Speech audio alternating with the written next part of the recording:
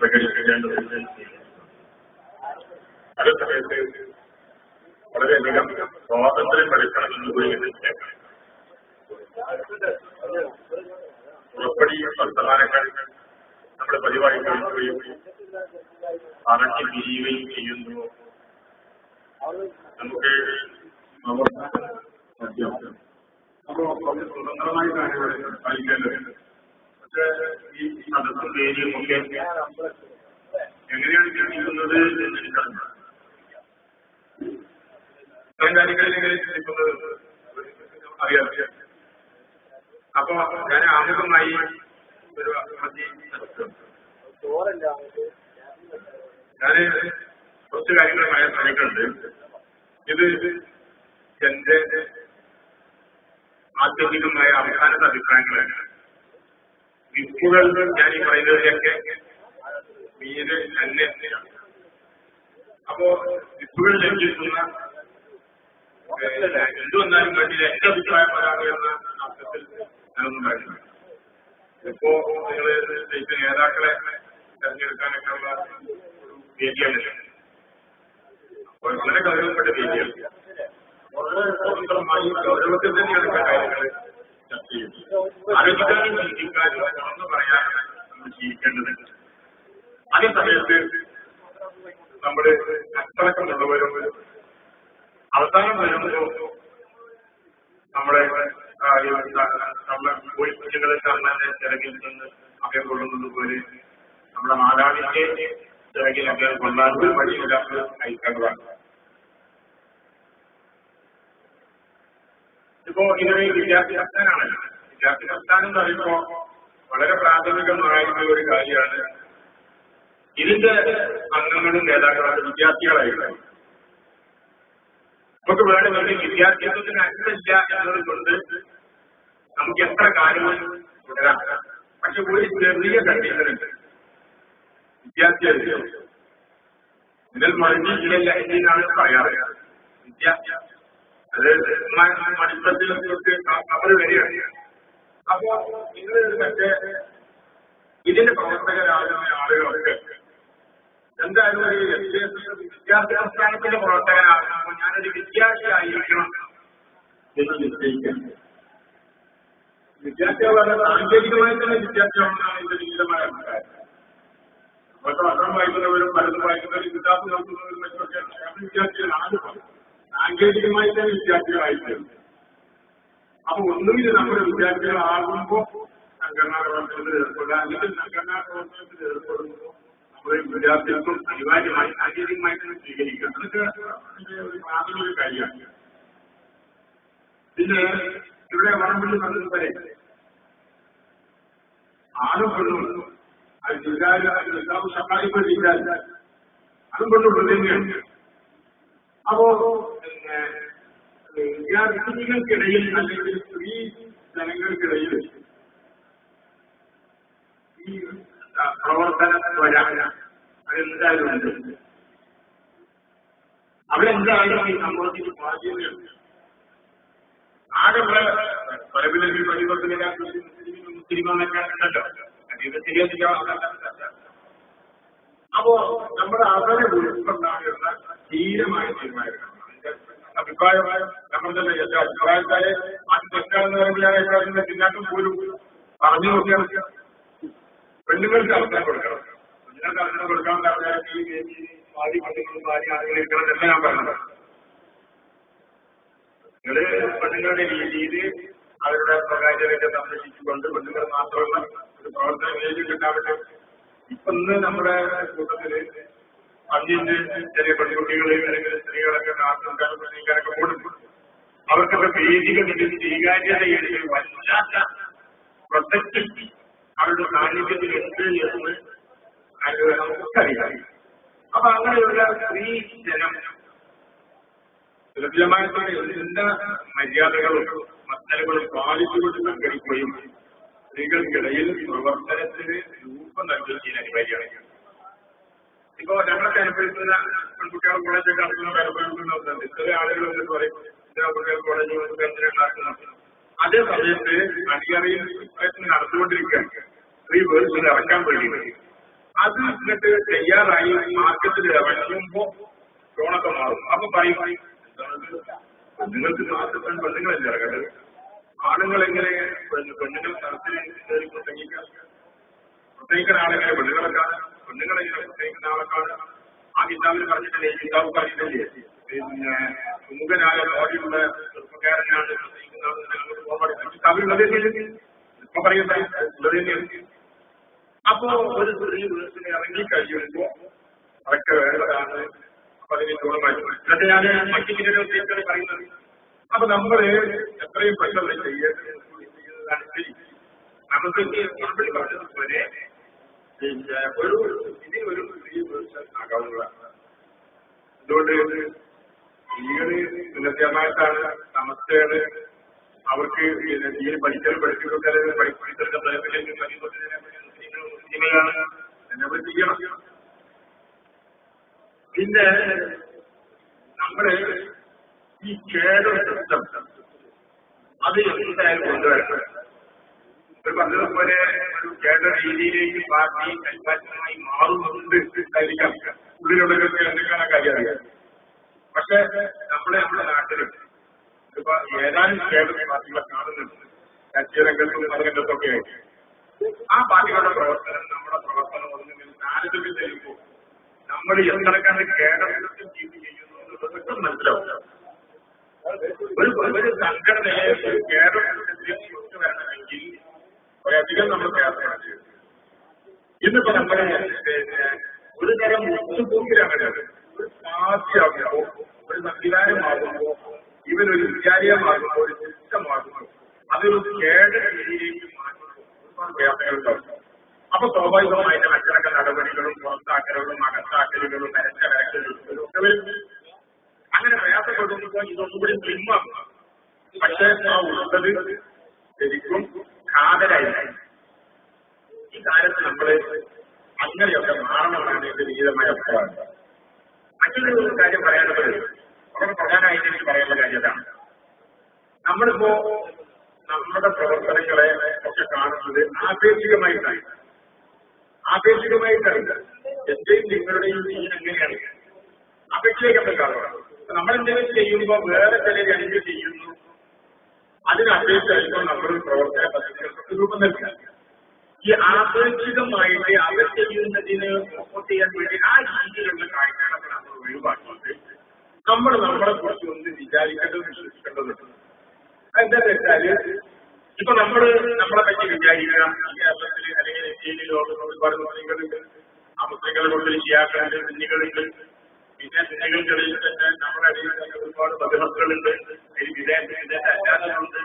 അപ്പോ ഇങ്ങനെ അതിലൊക്കെ അങ്ങനെ കുറച്ച് കൊണ്ടുവന്നിട്ട് നമുക്കൊരു പൊസിഷൻ നിശ്ചയിച്ചിരിക്കുകയാണ്. അവിടെയാണ് നമ്മൾ വിചാരിക്കുന്നത്. ഞാൻ വളരെ വിശദമായിട്ട് വലിയ നേതാക്കളായ നിങ്ങളോട് പറയാം. ഇസ്ലാമിയിൽ അങ്ങനെ എന്റെ പറയുന്നത് ഞാൻ നിങ്ങൾ മനസ്സിലാക്കുന്ന അല്ലെങ്കിൽ സംസ്ഥാനങ്ങളിൽ വരുന്ന പ്രവർത്തനം എന്ന് പറയുന്നത് ഇവിടെ ഉള്ളൂ. അത് തന്നെയാണ് ലോകത്ത് ഇസ്ലാമിന് വേണ്ടി പ്രവർത്തിക്കുന്ന മുഖ്യധാര സംവിധാനം.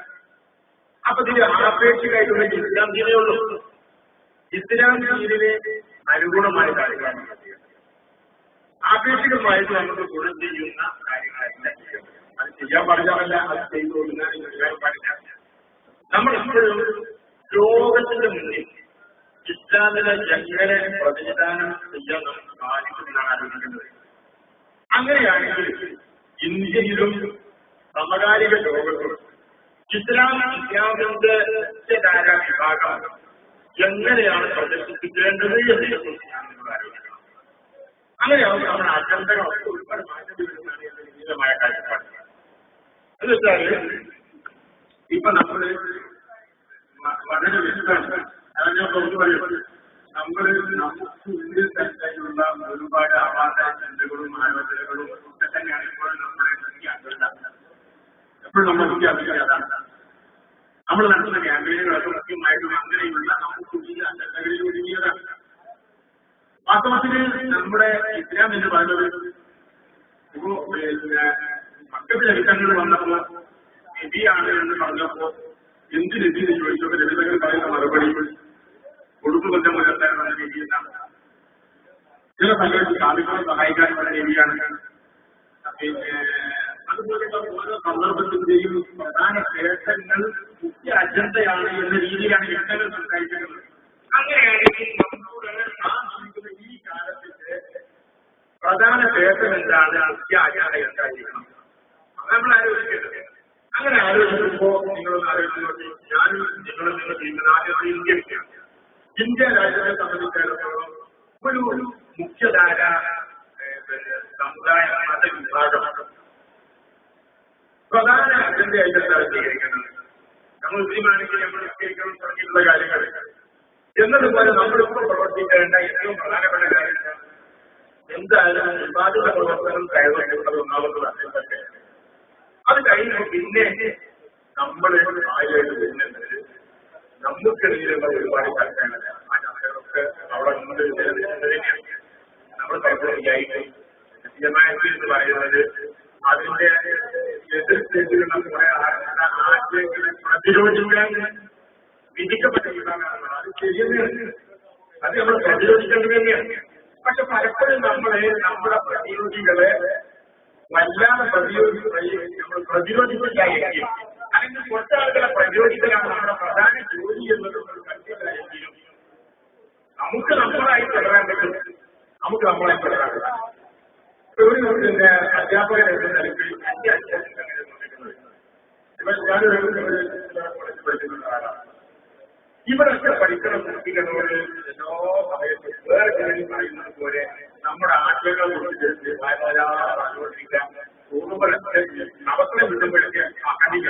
ഇപ്പൊ നമ്മുടെ ആ കാര്യത്തിൽ തെളിവെട്ടില്ല, ഈ കാര്യത്തിൽ തെളിവെട്ടില്ല, ഈ രീതിയിലൊന്നും പറഞ്ഞില്ല, ആ രീതിയിൽ പറഞ്ഞില്ല. എന്നാൽ അവരൊക്കെ തന്നെയാണ് ഒരുപാട് പറയാതെ ഒരുപാട് ശ്രദ്ധ ക്ഷണിക്കാതെ നമ്മുടെ ഇഷ്ടം എന്താണ്, വിശാലമായ എന്താണ്, അവരുടെ കർമ്മം എന്താണ്, ചിന്ത എന്താണ് എന്ന് കണ്ണും വിദ്യാർത്ഥി സമൂഹത്തിൽ മനസ്സിലാക്കാൻ. അപ്പൊ അവരതായി ചെയ്യും. നീ അത് ചെയ്യണം, ഇത് ചെയ്യുന്ന കുറെ കാര്യങ്ങൾ അങ്ങനെ പഠിപ്പിച്ചില്ലെങ്കിൽ തന്നെ ഞങ്ങൾ പഠിക്കാൻ പഠിക്കുന്നത് അവസാനത്തെ വർഷമാണ് വിദ്യാഭ്യാസത്തിന്റെ കാലമാണ്. അപ്പോ ഞങ്ങൾ കുറച്ച് ആൾക്കാർ പറഞ്ഞു ഞങ്ങൾ കൂടെ അറിയാനപ്പോ അറിയാനായിട്ടല്ല. അപ്പൊ അതുകൊണ്ട് എല്ലാവർക്കും അറിയാം, ഒഴിച്ചെടുത്ത് എല്ലാം വെച്ചുകൊണ്ട്. അപ്പൊ ഞങ്ങള് ഈ തർക്ക വിഷയങ്ങളൊന്നും പഠിക്കണം.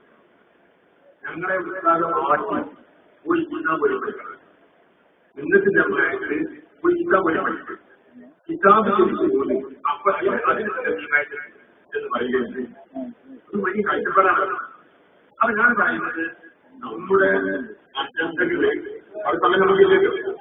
അപ്പോ ഒരു പദ്ധതികളിലും കാര്യങ്ങളിലും നമ്മൾ ശ്രദ്ധ വലിയ അജണ്ടകൾ വിസ്മരിക്കേണ്ടതായിട്ട് വരും. ഈ വലിയ അജണ്ടകൾ നമ്മളെ സംബന്ധിച്ചിടത്തോളം ഞാൻ അവരോട് ആദ്യം പറഞ്ഞത് നമ്മൾ ഈ ലോകത്തെ നമുക്ക് വിഭാഗം ആപേക്ഷികമായിട്ട് ആൾക്കാരല്ല, അസംഖ്യമായ ആളാണ്. അങ്ങനെ അവർ നമ്മൾ വലിയ അജണ്ടകൾ എടുത്ത് വരുമ്പോൾ ചെറിയ അജണ്ടകൾക്ക് നമുക്ക് ഒരുപാട് ഊന്നൽ നൽകാൻ കഴിയും. എന്നാൽ നമ്മളത് ഊന്നൽ നൽകിയാൽ വിചാരിക്കാം ഒഴിച്ചുകൂടില്ല, നമ്മുടെ ആശയം ഒഴിച്ചു പോകില്ല. അനുഭവത്തിലാണ് ഞാൻ പറഞ്ഞത്. അതിന്റെ ഉറച്ച നമ്മുടെ മക്കൾ ഒരു മനസ്സായി വരുന്നത്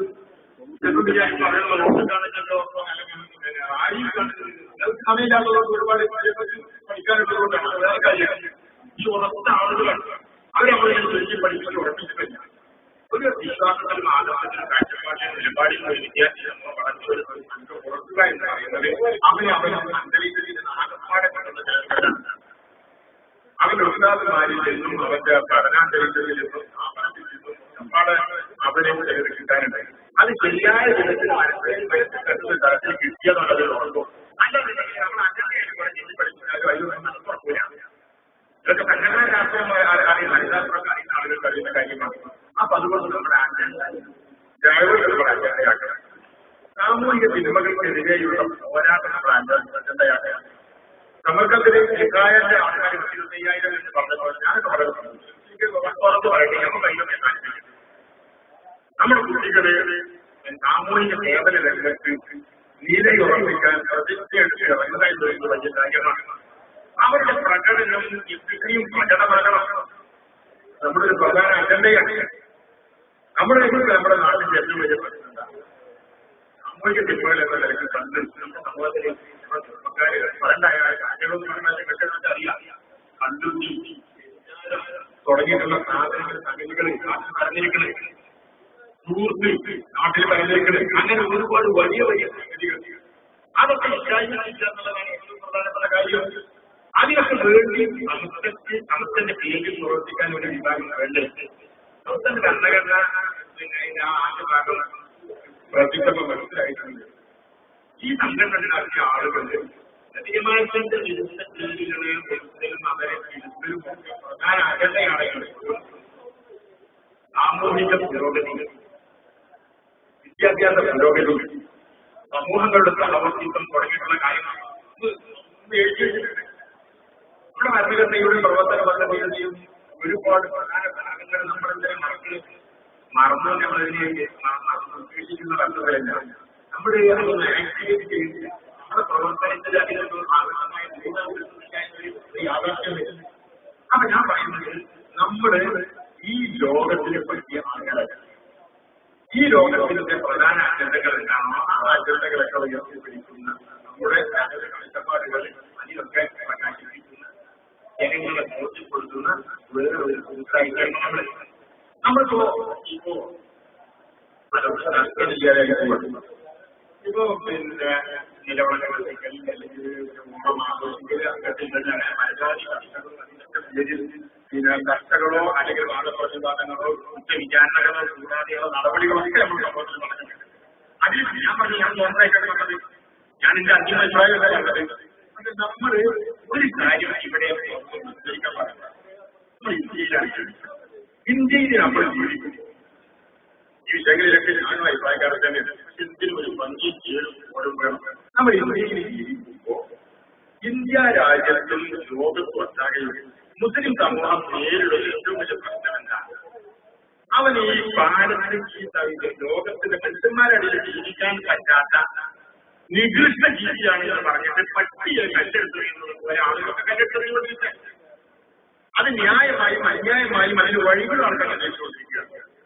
എന്താണ് നമ്മുടെ സ്ഥാപന സമുദായങ്ങൾ എങ്ങനെയാണ് ഞാൻ മനസ്സിലാക്കിയിട്ടുള്ളത്?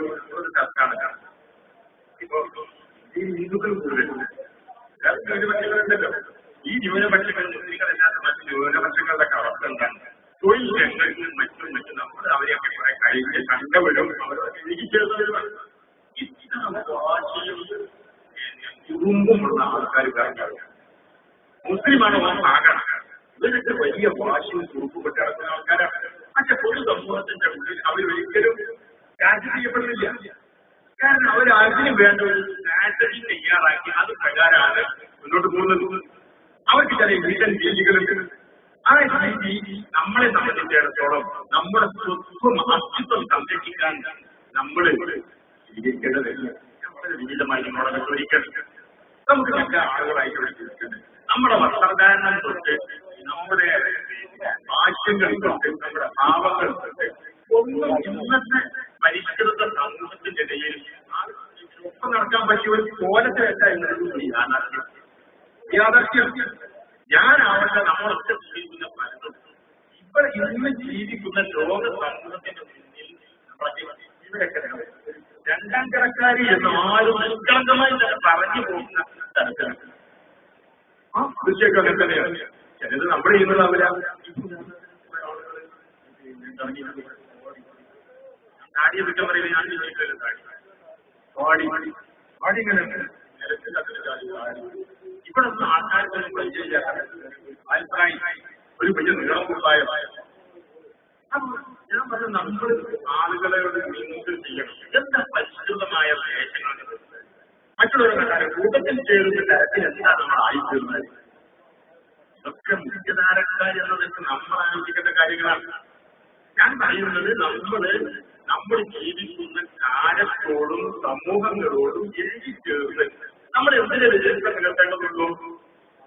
ചിന്തയിൽ തീരുമാനിക്കാൻ രോഗം കുട്ടിച്ചോറാക്കാൻ ചെറിയ ബുഷ് തീരുമാനിക്കുന്ന സമയത്ത് അയാൾ പറഞ്ഞൊരു കാര്യമാണ് സാംസ്കാരിക ഇസ്ലാം മതി. രണ്ടു തരം ഇസ്ലാമുകളുണ്ട്. ഇത് ശത്രു മനസ്സിലാക്കിയതാണ്, നോനും നിങ്ങൾ മനസ്സിലാക്കേണ്ടതാണ്. സാംസ്കാരിക ഇസ്ലാം മതി.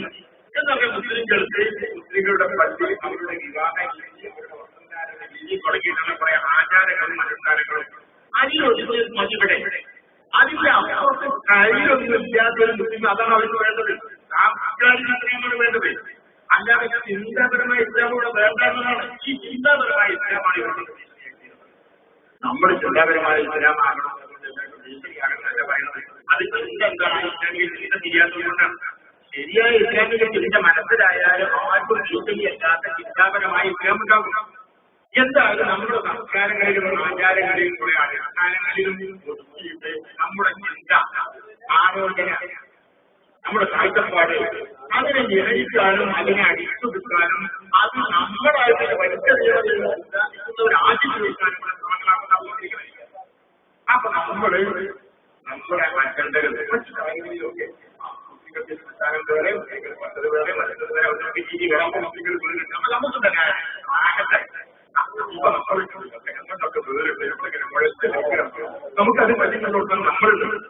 അത് വേണ്ടത് യാതകളാണ്, ദീനിലെ പുസ്തകങ്ങളാണ്. പക്ഷെ അതിന്റെ അപ്പുറത്ത് ചിന്ത കൊണ്ട്, ഈമാൻ കൊണ്ട്, ദൈവികമായിട്ടുള്ള സമർപ്പണം കൊണ്ട് മറ്റെന്തും പിന്നെ കോംപ്രമൈസ് ആയാലും കോംപ്രമൈസ് ആകാത്ത ഒരു ഉത്ഭവമുള്ള സമൂഹമായി തീരാനാണ് നമ്മൾ ശ്രമിക്കേണ്ടത്.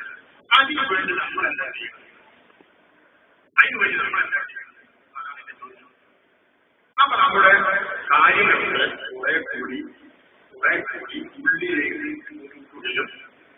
ഉള്ളിലത് വളരെ ലഭിക്കുന്നതിനും അങ്ങനെ ആചാര മര്യാദ രീതികളിലും മറ്റുമൊക്കെ നമ്മൾ മറ്റു സമൂഹങ്ങളുമായി ഉസൂല് വിടണമെന്ന് ഞാൻ പറഞ്ഞിട്ടുണ്ട്. ഉസൂല് വിടാതെ എന്ന വിഷയത്തിലാകുന്ന ആയി നമ്മൾ ആകപ്പെടാനും ശ്രമിക്കേണ്ടതാണ്. അങ്ങനെ ആളുകൾ നമ്മൾ പരിശീലിക്കുന്ന കാര്യത്തിൽ ഇപ്പൊ നമ്മുടെ കുട്ടികൾ പലരും പിന്നെ കഴിക്കുന്ന ആളുകളാണ്, വിദ്യാഭ്യാസം ചെയ്യുന്ന ആൾക്കാരാണ്. അവര് ഒരുപാട് കാര്യങ്ങൾ കൊണ്ട് വ്യതിരിക്തരാകേണ്ട കാര്യമില്ല. ചിന്ത കൊണ്ടും ആലോചന കൊണ്ടും കാഴ്ചപ്പാട് കൊണ്ട് വ്യതിരിക്തരാകാൻ മതി. മനുഷ്യന്മാർക്ക് പറ്റിയതൊക്കെ അവർക്ക് പറ്റിക്കോട്ടെ, എല്ലാ പ്രശ്നത്തിൽ ഉള്ളത്. അങ്ങനെ നമുക്ക് ഉയർത്തിയെടുക്കാൻ ആകപ്പാടുള്ളത് കുറെ ആചാരങ്ങളും അനുഷ്ഠാനങ്ങളും എന്നതിന്റെ അപ്പുറത്ത് അതിന്റെ ഒക്കെ അന്തസ്സത്ത മനസ്സിലൂടെ നമ്മുടെ സ്ഥലത്ത് ആളുകൾക്ക് മനസ്സിലാവും ഇവരിക്കാനുള്ള ആളുകൾ. അത് മറ്റുള്ള അതിന്റെ സൗന്ദര്യം മറ്റുള്ളവരിലും പെട്ടെന്ന് ബാധിക്കും, മറ്റുള്ളവരെ സ്വാധീനിക്കും. ആ രീതിയിലാണ് നമ്മൾ പോകേണ്ടത്. അപ്പൊ നമ്മുടെ ലോകത്ത് ഇന്ത്യയിൽ ജീവിക്കുന്ന മറ്റു സമൂഹങ്ങളിൽ ലോക സമൂഹങ്ങൾക്ക് എല്ലാവരും പോലെ പ്രവർത്തിക്കുന്ന ആളുകളായിട്ട് തീരുക. സാമൂഹിക സേവനം പ്രവർത്തനം അതിലൊക്കെ വളരെ ശ്രദ്ധിക്കുന്നവരായി തീരുക. പിന്നെ നമ്മൾ വിദ്യാർത്ഥികളാകുമ്പോൾ പണ്ഡിതന്മാരും പിന്നെ നേതാക്കളും കൈകാര്യം ചെയ്യുന്നത് അങ്ങനെയുള്ള നമ്മൾ കൈകാര്യം ചെയ്യേണ്ട ഒരു കാര്യമില്ല. കാരണം ഉണ്ടാക്കുന്ന സമയത്ത് തന്നെ നമ്മുടെ നേതാക്കൾ ഉദാഹരണത്തിൽ അത് വേണോ എന്ന് ആലോചിക്കും. നമ്മൾ അതിനൊന്ന് കീഴി ഇടപെടേണ്ട കാര്യം. നമ്മൾ വിദ്യാർത്ഥികളാണ് നയിക്കുന്നത്. വിദ്യാർത്ഥി സമൂഹത്തിൽ എന്തിനാണ് വിദ്യാർത്ഥികളുടെ സംഘടന ചിന്ത കരുത്തുന്ന സ്റ്റേജാണ്. ആ സ്റ്റേജിൽ നമ്മൾ വിദ്യാലയങ്ങളിൽ ഉണ്ടാകുമ്പോൾ നമ്മുടെ വീടുകാർക്കിടയിൽ നമ്മളുണ്ടാകുമ്പോൾ നമ്മുടെ ചിന്ത അവരെ സ്വാധീനിക്കുകയും ഇസ്ലാമിന് പ്രാമുഖ്യം കിട്ടുകയും ചെയ്യണം. അതിന്റെ അപ്പുറത്തുള്ള കാര്യം സമുദായം ചെയ്തോട്ടെങ്കിൽ അല്ലെങ്കിൽ നമ്മളെ വിദ്യാർത്ഥി സംഘടന ഇതൊക്കെ കാര്യങ്ങളായിട്ട് പറയാതെ അപ്പൊ അതുകൊണ്ട് ഞാൻ നിർത്തിയെടുക്കുക. നിങ്ങളുടെ ഈ പറഞ്ഞതില് അത്യാവശ്യമുണ്ടെങ്കിൽ അതൊരു ചർച്ചയ്ക്ക് വേണ്ടി കേവലമായ അഭിപ്രായ പ്രകടനം നന്നായിട്ട് ചെയ്യാൻ മതി. ഇപ്പോ പിന്നെ പല സംഗതികളിൽ പല അഭിപ്രായങ്ങളും പറഞ്ഞു കൊടുത്തു. പക്ഷേ ഏഷ്യക്ക് നടന്നോട്ടെ, ഏഷ്യയെ വിചാരിക്കണം ഉണ്ടാകുക അത്രയല്ലേ വേണ്ടതുള്ളൂ. ചർച്ചകളല്ലേ. അപ്പൊ നിങ്ങൾ വിദ്യാർത്ഥികളും നേതാക്കളൊക്കെ തെരഞ്ഞെടുക്കുമ്പോൾ തന്നെ എന്ത് വലിയ ഒരേ പാറ്റേണിൽപ്പെട്ട ആളുകൾ ഏറ്റവും പ്രധാനപ്പെട്ട ആളുകളായി എല്ലാ വേണ്ടതാണ് പുറത്തുനിന്ന് നോക്കിക്കാണ് ആളുകളാണ് വൈവിധ്യങ്ങൾ വേണ്ടത്. ഒരേ പാറ്റേണിൽ പൈസ മുമ്പത്തോളം പൈസ പൈസ അങ്ങനൊന്നും വേണ്ടല്ലോ. എല്ലാ പാറ്റേണിലുള്ള എല്ലാ ബാക്ക്ഗ്രൗണ്ടിലുള്ള ആളുകളൊക്കെ അങ്ങനെയല്ലോ ഉഷാറായിട്ട്. എന്നിട്ട് ഇന്ന് നിങ്ങൾ പ്രവർത്തിക്കുന്നെങ്കിലും നിങ്ങൾ സംഘടിപ്പിച്ചെങ്കിലും നമ്മളെ പല ആളുകൾക്ക് വെച്ച് കൂടിയിട്ടൊക്കെ ഈ മാനക്കേടുകൾ ഏറെ ഒഴിവാണ്. ഞങ്ങൾ പരിഷ്കൃത ജനവിഭാഗം ഈ പരിഷ്കൃതിയും പിന്നെ തീരും തമ്മിൽ ഒരു ഏറ്റുകൊണ്ടത് ഞാൻ ആ വിഷയത്തിൽ നിങ്ങളോട് തന്നെ ആരോടും ഒരു ഡിബേറ്റ് അവസരം കിട്ടിയാൽ എങ്ങനെയും ഉപയോഗിച്ച് നോക്കണമെന്ന് വാദിക്കുന്ന ആളാണ്. പരിഷ്കൃതിയും കാലത്തും ഒപ്പുള്ള യാത്രയും ഒരു ഇസ്ലാം തമ്മിലൊന്നും ഒരു എതിരില്ല, നമ്മൾ എതിരുണ്ടാക്കുക. അപ്പൊ അതുകൊണ്ട് എല്ലാ നേരവും വിഷം കൊണ്ടായാലും പേരുകൊണ്ടായാലും കോലം കൊണ്ടായാലും ഭാഷ്യം കൊണ്ടായാലും പാപം കൊണ്ടായാലും ചില പുതിയ വർത്തമാനങ്ങളൊക്കെ നമ്മൾ പറയേണ്ടി വരും. ചിലപ്പോൾ നമ്മൾ മൂക്കോട്ട് വർത്തമാനം പറയേണ്ടി വരും. നമ്മളെ ഇഷ്ടം പാട്ട് പറയാൻ ഭാഷ തന്നെ നമ്മുടെ ഭാഷ തന്നെ കിട്ടില്ല. ഇവിടെ കെട്ടികൾ പേര് പറയുന്നത് ചിന്തിച്ചിട്ടാന്ന് പറയുന്നത് കുറെ ആൾക്കാർ വർത്തമാനം പറയുന്നത് ഈ കടന്നു വരെ ചെറിയ കുട്ടികൾ ഇത് ഇത് മൂക്കോട്ട് വർത്തമാനം മൂക്കോട്ടെ വർത്തമാനം പറയാൻ പറ്റുള്ളൂ. അപ്പൊ നമ്മൾ ഇവരെ കുട്ടികളന്മാർ മറ്റുള്ള വർത്തമാനങ്ങൾ അത് നിങ്ങൾ അങ്ങനെ അത് നിങ്ങൾ പരിഷ്കൃതരാണ് എന്നാൽ നമ്മുടെ നമ്മുടെ ആയുധം നമ്മുടെ പാരമ്പര്യവും